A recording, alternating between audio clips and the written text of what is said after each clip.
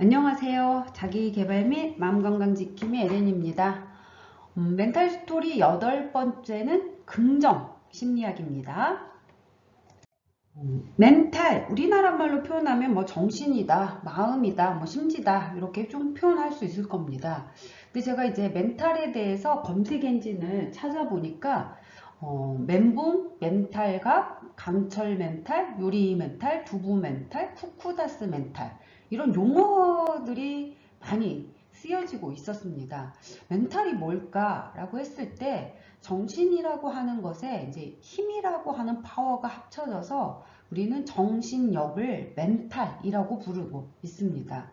근데 이제 이 멘탈에 대한 사전적인 정의를 좀 살펴보면은 나한테 어떤 사건이 발생했어. 힘든 일이 발생했어. 괴로운 것들이 일어났을 때 나의 마음을 흔들리지 않게 좀 평정심을 안정성 있게 유지하는 능력을 정신력, 멘탈이라고 할 수가 있습니다. 그런데 이 멘탈을 어떻게 바라볼 거냐라고 했을 때 두 가지의 모형으로 설명을 할 수가 있습니다. 자, 그 중에 한 모형이 바로 무엇이냐? 멘탈에 문제가 있어. 아파. 그래서 문제가 있고 아프니까 목적은 문제를 해결하는 거. 아픈 거니까 치유를 해야 돼. 이런 관점에서 설명하고 있는 정신건강의 모델이 바로 병리적인 모델 혹은 질병 모델이라고 표현합니다. 그래서 제가 병리적인 관점에서 질병 모형의 관점에서 스키마라고 하는 덫을 가지고 살펴봤습니다. 그래서 버림받음의 덫, 불신과 악대의 덫, 정서적 박탈감의 덫, 사회적 소외의 덫, 의존성의 덫, 취약성의 덫 이렇게 6가지 덫을 살펴봤고 물론 그 이외에도 이제 결함, 실패, 종속, 가혹한 기준, 특권의식 이런 덫들이 있는데 덫은 취약성의 덫까지만 좀 살펴보겠습니다. 왜냐면 제가 이제 이 멘탈 스토리 시즌을 컨텐츠를 15개를 구성을 하려고 하는데 이 더 시리즈로 다 해버리게 되면 적응적인 성장 모형의 관점을 좀 컨텐츠를 공유하기가 어려울 것 같아서 취약성에 대한 6가지만 마무리를 하고 다음에 혹시 또 기회가 된다면 멘탈 스토리 2 시즌으로 된다면 결함부터 특권의식까지 그때 가서 다시 살펴보겠습니다. 자, 이 정신이라고 하는 용어를 살펴볼 때 이렇게 아프니까 문제가 있으니까 치료를 해야 돼, 해결을 해야 돼 이런 관점도 있지만 이 정신이라고 하는 멘탈이라고 하는 것을 좀 더 건강하게 조금 더 단단하게 만드는 초점을 두자라고 하는 적응적 모델이 있습니다. 일명 성장 모형이라고 볼 수가 있습니다. 그래서 이 정신건강이라고 하는 용어를 적응적인 모델이나 혹은 성장 모형에서 접근을 할 때 가장 대표적인 키워드가 아마 이제 웰빙이지 않을까 싶습니다. 자, 웰빙은 우리나라 말로 번역을 해보면 뭐 행복, 안정감, 주관적인 안정감, 그리고 나의 상황에 모든 것들이 잘 갖춰져 있는 복지적인 것들, 아니면 삶의 좀 만족도들, 이러한 용어들로 해석이 될 겁니다. 뭐 웰빙 푸드, 웰빙 클럽, 웰빙 트렌드, 그리고 최근에 와서 직장에서에도 웰빙이라고 하는 용어로서 워라밸이라고 하는 말도 사용하고 있습니다. 특히 이제 우리의 삶의 방식이 뭐 과거에는 좀 생산적인 것에 초점을 맞췄던 라이프, 삶을 즐겼다면 최근에 와서는 생산보다는 소비 쪽에 좀 초점을 많이 맞추는 라이프로 즐기는 것 같습니다. 그러면서 웰빙을 하려고 한다면 유기농 제품이라든지 최고급 스파라든지 명상음악이라든지 요가 등이라든지 이처럼 고급화되어 있는 소비 트렌드까지도 영향을 좀 미치고 있는 것 같습니다. 전 여기에 조금 더 삐딱하게 보면 최근에 제가 이제 보는 컨텐츠들을 유튜브 영상들을 보면은 내가 정말 소비를 잘하고 있어 라고 하는 것을 너무 자랑하는 사회로 이동을 하고 있는 것 같아. 그게 조금은 불편합니다. 생산을 잘한다라고 하는 것도 좀 불편하지만 소비를 내가 너무 잘하고 있어. 필요해. 근데 그거를 굳이 자랑까지 해야 되는 건가? 라고 하는 부분에 있어서는 웰빙의 키워드에 약간 삐딱한 시선은 있습니다. 근데 이제 이 웰빙을 우리나라 말로 좀 해석을 하면 잘 산다, 잘 지낸다, 정말 순수 국어로 표현한다면 참사리 이런 말로도 표현하고 있습니다. 그리고 이제 정말 최근에 와서는 웰빙이라고 하는 잘 산다라고 하는 개념에서 야, 우리 이제 잘 사는 것도 중요하지만 잘 죽자라고 하는 웰 다이 이라고 하는 용어들까지도 확산이 되고 있습니다. 이처럼 심리학이 뭔가 취약한 것들을 보충하고 취약한 것들을 해결하고 취약한 것들을 초점을 두는 쪽에 다루지 말고 반면에 우리의 삶에 있어서 더 나은 건강과 더 나은 성장으로 이동을 하는 것도 심리학의 트렌드가 돼야 되지 않아? 이러한 의식들이 생기기 시작합니다. 그런 의식으로 시작한 심리학의 학문이 바로 이제 긍정심리학, 행복심리학, 건강심리학 이런 심리학의 영역들이 등장합니다. 우리가 아파, 너무 우울해 했을 때 그 아픔이나 우울함이 사라지면 문제가 해결된 건가? 문제는 해결되는 거지. 병리적인 관점에서 본다면. 그런데 정말 나는 안 아픈 게 삶의 목적이야? 우울하지 않는 게 삶의 목적이야? 아니잖아. 좀 더 나은 행복으로 가는 게 목표여야 되는 거 아니야? 이런 의식입니다. 그래서 아픔을 사라지게끔 우울을 극복하게끔 했다만 초점을 맞추지 말고 한 발짝 더 나아가서 좀 더 즐겁게, 좀 더 행복하게, 좀 더 많이 웃으면서 살 수 있는 이런 쪽으로 심리학도 이동해야 돼 라고 하는 부분입니다. 실질적으로 85세 이상 산 수녀님들을 들여다봤을 때 활기차게 살고 있는 수녀님들의 90%는 85세까지 산답니다. 그런데 약간 몸이 건조하게 산 수녀님들 중에서는 85세를 넘기신 분들은 대략 37% 정도밖에 되지 않는다라고 하는, 그러면 좀 삶을 건조하게 무의미하게 좀 사는 것보다 좀 더 익사이팅하고 좀 더 활기차게 사는 게 필요한 거 아니야? 그렇게 살 수 있도록 만들어줘야 되는 게 심리학이 해야 되는 거 아니야? 라고 하는 의식입니다. 그게 바로 이제 긍정 심리학이라고 볼 수가 있습니다.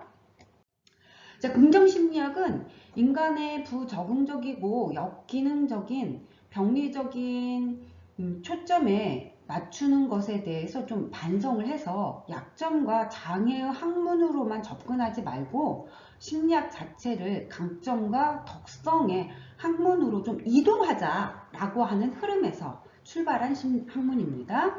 특히 이제 이 긍정심리학의 대표적인 학자가 가장 대중적으로 알려진 사람이 바로 이제 마틴 셀리그만이라고 하는 학자인데, 이분은 진정한 치료는 손상된 것을 고치는 것만이 아니라 내 안에 있는 무언가 최선의 잠재력, 가능성을 이끌어내야 되는 것이어야 돼. 그러려고 한다면 심리학이 강점과 덕성을 발견하는 쪽으로 이동을 해야 되는 것이지 라고 하는 주장을 하면서 대중적으로 이제 확산이 되고 있습니다. 제가 이제 챗GPT한테 한번 물어봤습니다. 긍정심리학이 어떤 학문이야? 라고 했더니 인간의 강점, 그리고 삶의 과정에서 긍정적인 것들을 경험하는 것들, 그리고 행복이라는 것들을 연구하는 학문으로 챗GPT는 좀 정의를 내려줬습니다. 그런데 이제 이 마틴 셀리그만이 긍정심리학에서 많은 내용들을 강점, 덕성 강조는 하는데, 그 중에서 이제 가장 대표적인 키워드가 바로 PERMA 모델입니다. 뭐라고 읽어야 되나? 퍼마? 아니면 프리마? 이렇게 읽어볼 수 있을 것 같습니다. 당연히 이제 PERMA는 앞자를 따갖고 만들어진 글자인데, P는 포지티브 이모션이라고 하는 긍정적인 감정을 말합니다. 우리가 살면서 기쁨, 감사, 사랑, 희망, 만족, 평온함 이런 긍정적인 감정들을 좀 경험하면서 살자. 그러기 위해서 감사일기를 좀 써본다든지 그리고 내 생에 있어서 긍정적이었던 경험을 좀 떠올려서 재해석을 해본다든지 이런 방법들을 제안을 합니다. 자, 그리고 두 번째 E는 엔게이지먼트라고 하는 몰입이라고 하는 부분입니다. 내가 하고 있는 활동에 나의 정신을 좀 집어 넣어주는 거. 일명 플로어라고 표현을 합니다.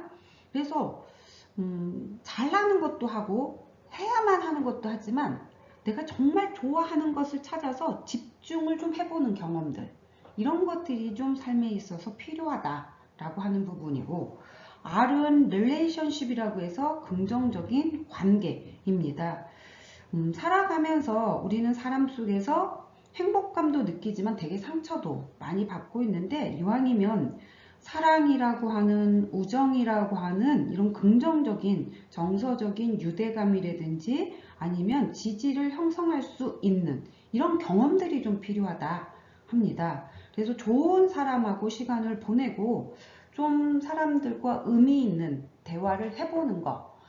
되게 이제 만나서 얘기하는 걸 좀 들어보면은 정말 많은 사람들이 남 얘기를 너무 많이 하는 것 같습니다. 뒷담화도 많이 하고 그리고 이제 부풀려서 확산시키고 그런 사람들은 긍정적으로 생을 살아가기는 좀 어려울 겁니다. 그래서 누군가 만나서 좋은 사람 만나서 나에 관련되어 있는 스토리나 컨텐츠들을 의미 있게 좀 나눠보는 거 이런 것들이 바로 이제 심리학에 있어서 건강하게 살 수 있는 정신을 건강하게 만들 수 있는 방법입니다. 자, M은 meaning, 의미라고 볼 수 있습니다. 물론 우리의 삶에 있어서 일부 축은 분명히 즐거움도 있어야 됩니다. 재미도 있어야 되고 쾌락도 있어야 될 것입니다. 그런데 이제 즐거움을 조금 더 넘어서 삶의 의미라든지 가치를 추구하는 것 이런 것들도 내 삶의 한 꼭지로 있어야 되지 않을까 싶습니다.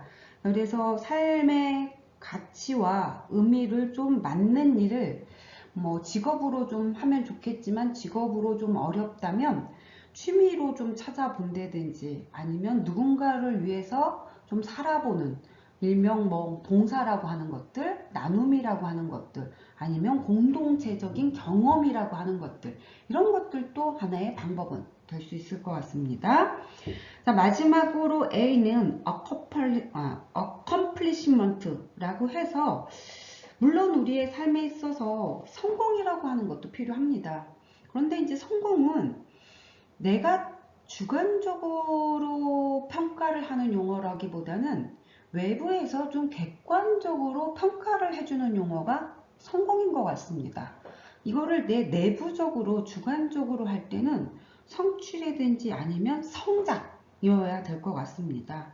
그래서 너무 외부에 집중하는 성공보다 내 안에서 작게라도 조금씩이라도 성장을 해보고 발전을 해보는 경험들 그래서 작은 것들을 꾸준하게 성취를 해보는 것들 아니면 새로운 것들을 좀 배워보는 것들 이런 것들을 갖추게 되면 긍정적인 정서를 느끼게 되는 것이고 긍정적으로 삶을 살아가게 될 것이고 그게 바로 멘탈을 건강하게 만드는 방법이다 라고 말씀을 드릴 수 있겠습니다. 그런데 긍정심리학에 대해서 조심해야 될 게 있습니다. 긍정심리학이라고 하니까 긍정적인 것들만 받아들이는 것 이거는 스스로를 속이는 행동입니다. 그리고 이거는 어쩌면 더 삶에 있어서 독이 될 수 있습니다. 감정에 있어서 불편하고 부정적이다라고 표현하는 아프다라고 표현하는 그런 감정들도 분명히 받아들여야 됩니다. 그거를 내가 너무 오랫동안 끌고 가지 않도록 하셔야 되는 걸 말하지 그거를 없는 것처럼 무시하고 억압하라고 하면 긍정적인 것만 취사 선택하게 되면 오히려 삶의 도구로 작동할 수도 있다라고 하는 거 기억하시기 바랍니다. 멘탈 스토리는 지속되겠습니다.